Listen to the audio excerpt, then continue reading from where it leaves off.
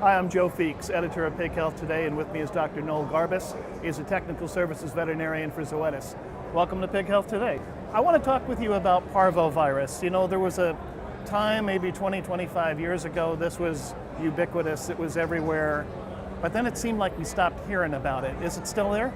Yeah, it's still there, and so, yeah, if you go back to the late 60s, a lot of work was done, early 70s on parvovirus, and then there was kind of a gap because it seemed like field vaccines were taking care of the problem, and as long as we gave vaccines, there were no issues. And then probably early 2000s, there was a little genomic work done on parvovirus to look at the changes in parvovirus, and so now we sit here still saying, well, you know, vaccines take care of the problem, we just got to vaccinate.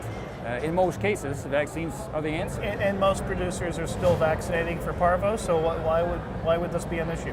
And most producers do, and gilts it's pretty standard to vaccinate for parvovirus on your gilts, your replacement stock.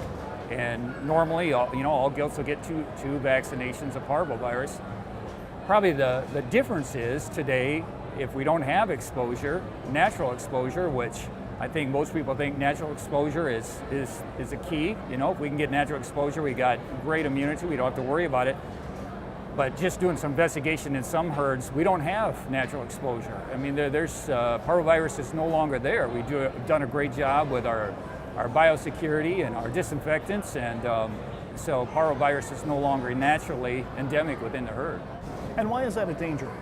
Well, I guess it would be because if you become complacent with vaccination, you bring in some positive gilts, and we're not vaccinating the sow herd, we could have a lot of reproductive failure issues.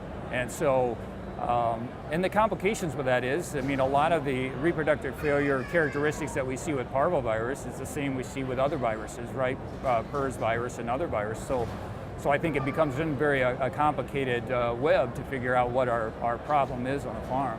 So the potential is there then, because there isn't the natural exposure, there's no natural immunity. If we do get something that slips through the cracks, we could really have a mess on our hands. That's exactly right. I mean, I think that's the issue. The bottom line is we still need to vaccinate for parvovirus. It is still around. It can still get in, and it can live in the environment. I mean, but I'd say today we do a much better job of disinfecting and cleaning and all in, all out. That may not allow that buildup that we used to have, and we got great exposure on gilts. Of course, a vaccination program is only as good as the handling of the vaccines, the administration of the vaccines. So if you miss a pig or you get a half a dose in, you could really be setting yourself up for a knockdown. Yeah, that's absolutely right. And I think that's one of the great things about the vaccinologist program that Zoetis has rolled out, is try to help people understand the importance of warming up the vaccines and taking care of vaccines and giving them properly, and why it is important to talk to caregivers, why it's important to do a number of these steps to vaccinate pigs, to make sure we get an effective vaccine into the pig and to do the job that we want it to do. And specifically, when you're looking at the breeding herd, where would you tend to see most of the slip-ups with a vaccination program? You know, I would say a lot of times when we see a lot of mummies in gilts would be typically what we'd say, well, did we do something wrong with our gilts? You know, our vaccination program on our gilts, was it done properly? So then we have to go back and maybe look at maternal immunity on those incoming replacement gilts. So when did we give the vaccine? Was it given properly? Basically, was it timing properly? Because we know that maternal-derived antibodies can last out maybe to 24, 26 weeks. And if we're vaccinating gilts early, replacement gilts early, that first vaccine may be blocked a little bit by maternal-derived antibody. Well, it seems like if we've had parvo under control for so long that maybe, is it safe to say that maybe people forget what it looks like? I mean, how would they know that their pigs are not adequately protected against parvo?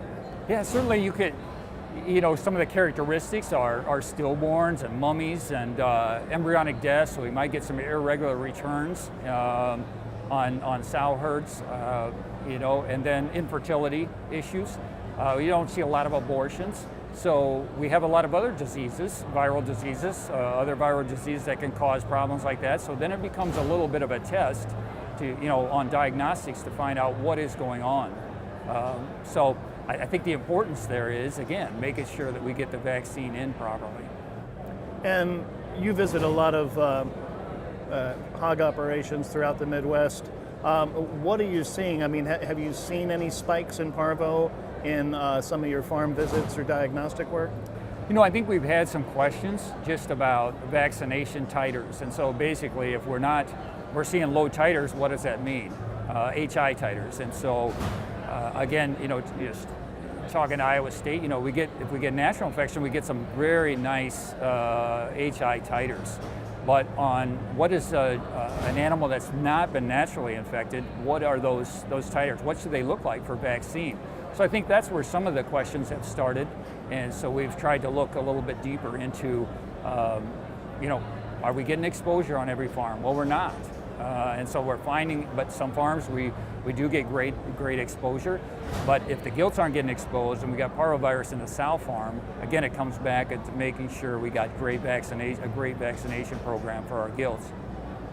And of course, if left uncontrolled, parvovirus is bad enough, but does it also open the door for any secondary infections? Well, there's been some work done on what combinations of parvovirus and other viral diseases, but as far as what would you see, basically, we don't see much as far as maternal on parvovirus. We just, the sow, we're not going to see clinical signs. What we're going to see is just maybe a low live-born